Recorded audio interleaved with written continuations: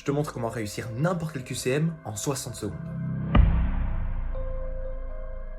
Connais ton ennemi et connais-toi toi-même.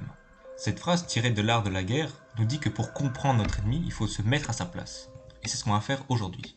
Quand ton prof crée un QCM, il va d'abord écrire la question, par exemple, que vaut le contour d'un cercle?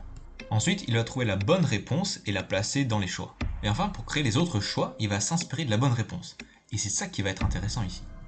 Puisque les autres choix sont des petites variantes de la bonne réponse, on se rend compte que la bonne réponse est celle qui a le plus d'éléments en commun aux autres réponses. On va vérifier ça. Déjà dans les 4 choix, le facteur x2 apparaît partout sauf dans la première réponse.